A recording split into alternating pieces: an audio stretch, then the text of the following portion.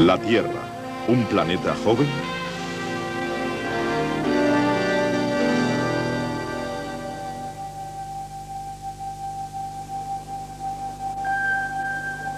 Respecto a esta vela, es muy difícil decir cuánto tiempo lleva ardiendo. No sabemos cuándo fue encendida, no sabemos el tamaño que tenía cuando empezó a arder, o no sabemos si la velocidad a la que arde ha sido siempre constante, o si se apagó al principio y comenzó a arder de nuevo. Y por ese motivo no se puede decir al mirarla en su estado actual cuánto tiempo lleva ardiendo.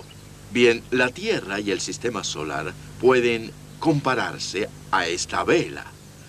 No sabemos cuándo la Tierra se formó y empezó a arder. No sabemos si la velocidad a la que ha ardido, o sea, funcionado o envejecido, ha permanecido constante. Y como no sabemos estas cosas, pues nadie estaba allí al principio para contarlo, es muy difícil poder idear un método que realmente nos proporcione la edad de la Tierra adecuadamente. Por esta razón vamos a examinar algunos de los métodos que han sido desarrollados para averiguar la edad de la Tierra y del Sistema Solar y algunas de las objeciones que se levantan contra ellos. Queremos ver también si esas objeciones pueden ser vencidas.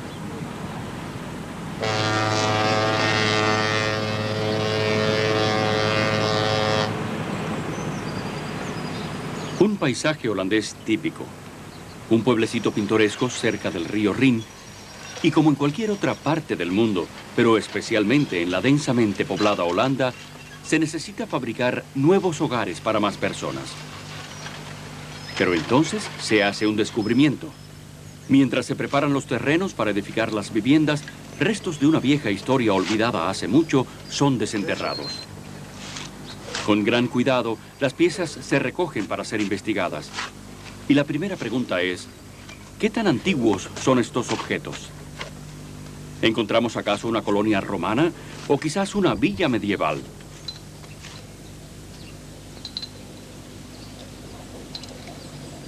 ¿Qué edad tienen, por ejemplo, estos pedazos de madera?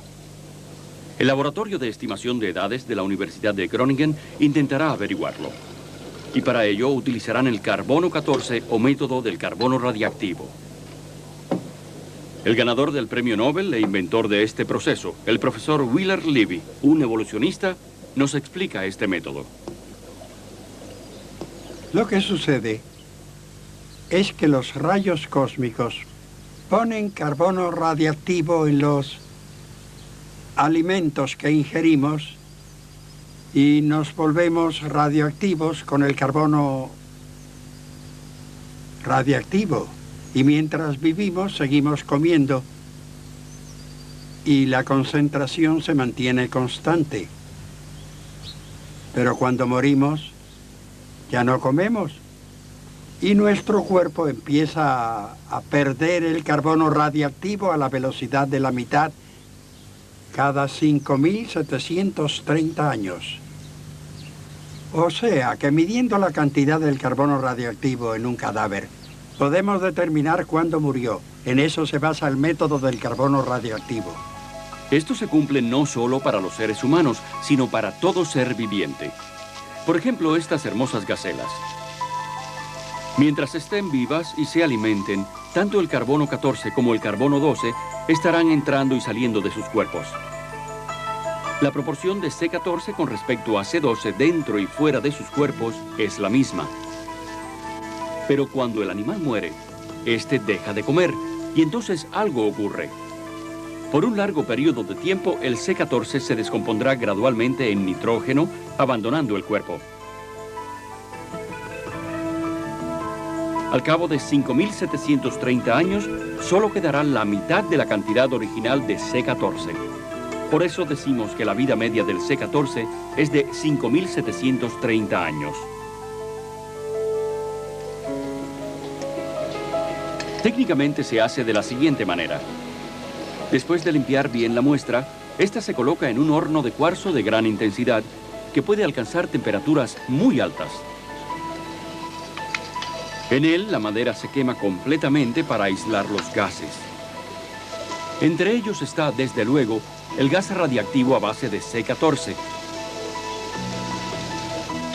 Después, los gases son filtrados a través de un sistema complejo de tubos y líquidos para separar el dióxido de carbono de otros gases. Este gas purificado se recoge y se examina con un contador Geiger. Aquí es donde se cuentan las partículas C14 radiactivas. Por último, una computadora calcula la edad de la muestra. Por cierto, nuestras muestras parecen ser de una colonia romana del año 200 después de Cristo. Arqueólogos de todas partes del mundo han utilizado el carbono 14 para tratar de determinar la edad aproximada de sus descubrimientos. Los resultados, en muchos casos, han sido muy útiles, sobre todo si los restos descubiertos no son demasiado antiguos. Sin embargo, la experiencia ha demostrado que el método del carbono 14 está lejos de ser perfecto. Hay muchas variables muy importantes, algunas de las cuales aún no se comprenden muy bien. Desafortunadamente, el método del carbono 14 puede dar a veces resultados totalmente inexactos. Los investigadores aplicaron el método en la concha de una almeja viva y el resultado indicó que la almeja había muerto hacía 3000 años. Algunos cadáveres secos de focas de hace menos de 30 años han arrojado una edad de 4600 años. Incluso a cadáveres recientes se les ha estimado equivocadamente 1300 años de antigüedad. Contrario a un fundamento muy importante en que se basa el método del carbono 14, no todas las plantas absorben el carbono radiactivo por igual. Descubrimientos recientes han demostrado que algunas plantas tienen ciertos mecanismos anteriormente desconocidos que rechazan los átomos de carbono radiactivo, dejando pasar, sin embargo, los de carbono normal. Así pues, a su muerte, estas plantas y los animales que de ellas se alimentan tienen niveles de carbono 14 anormalmente bajos. Cuando estos restos se evalúan, dan entonces la impresión de ser muy antiguos. Desafortunadamente, la experiencia nos demuestra que no es un método totalmente confiable y que al parecer solo funciona con restos de seres vivientes que han muerto en los últimos miles de años, como esta estatua antigua de madera hecha de la rama de un árbol.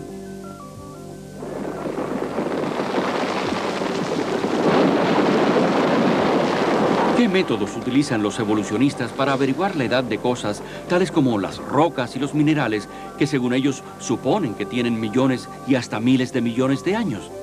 O de estas bellas montañas suizas y sus formaciones rocosas. Además del método del carbono radiactivo para determinar edades, hay, desde luego, otros métodos que utilizan la radiactividad. Uno puede usar el método del C14, que se descompone en Ne14. Se puede usar el método del potasio-argón. El potasio se descompone en argón. Y también uno puede usar el método del uranio-plomo, que son los tres métodos principales para datar por radiactividad.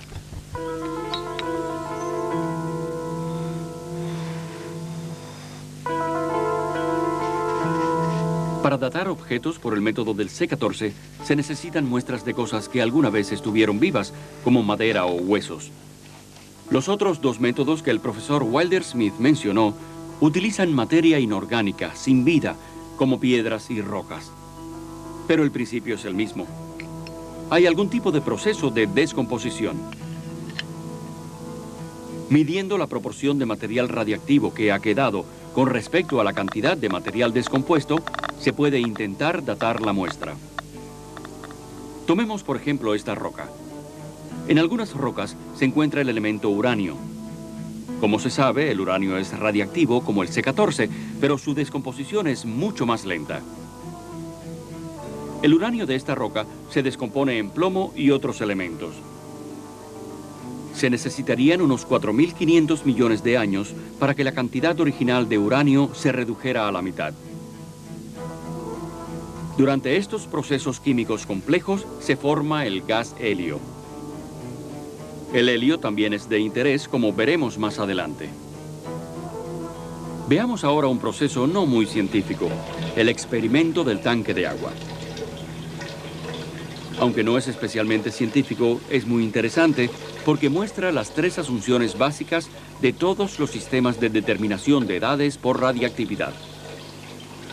El agua fluye de un tanque a otro a cierta velocidad.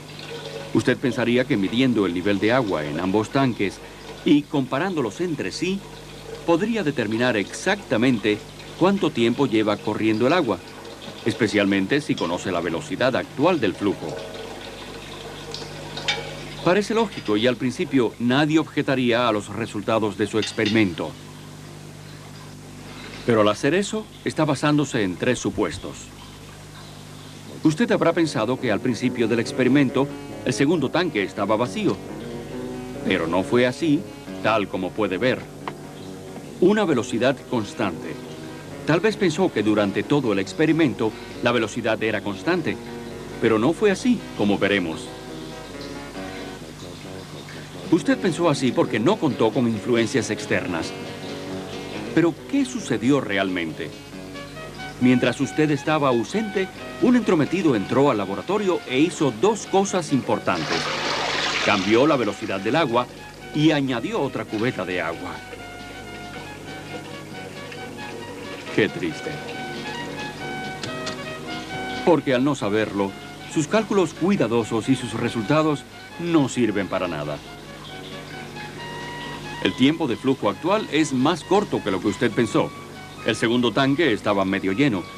Y el entrometido no solo cambió la velocidad de flujo del agua, sino que añadió otra cubeta de agua. Pues todos estos métodos, los métodos radiactivos, adolecen de 3 grandes problemas principales. En primer lugar, no se sabe cuánta sustancia radiactiva había al principio. Y como se ha visto en el experimento del tanque de agua, a menos que usted sepa la cantidad que había al empezar, no puede, basándose en teorías, calcular cuánto tiempo lleva la reacción, ni por lo tanto la antigüedad de su muestra. Esta es la primera dificultad de estos métodos. La segunda dificultad es, como se ha visto también en el experimento del tanque de agua, que la velocidad de descomposición, de desintegración radiactiva, debe permanecer constante. Si cambia, entonces no se puede calcular ninguna fecha. Bien, tenemos pruebas adecuadas de que la velocidad de desintegración radiactiva puede variar, o sea, que no hay garantía entonces de que la velocidad de desintegración radiactiva haya permanecido siempre constante. Numerosos isótopos radiactivos han mostrado variaciones en su velocidad de desintegración. El doctor Robert Gentry de los laboratorios de la Comisión de Energía Atómica de Oak Ridge ha probado recientemente que velocidades de desintegración radiactiva también han variado en el pasado. La desintegración radiactiva en minerales cristalizados deja unos diminutos anillos concéntricos de descoloración llamados radiohalos. Las variaciones en la medida del diámetro de los anillos indican claramente que las velocidades de desintegración radiactiva han variado en el pasado. Sin una velocidad de desintegración absolutamente constante, el sistema de datación por radioactividad no es confiable. Y la tercera dificultad de este método es esta, que la concentración de las distintas partes del sistema radiactivo tiene que permanecer constante durante todo el experimento. Si usted añade C14 durante el transcurso del experimento, la muestra parecerá más joven que si se elimina por lavado el C14. Todo esto hace que los métodos de datación por radiactividad no sean inseguros. Pero hay otros métodos que no dependen de la desintegración radiactiva y que pueden ser usados para datar.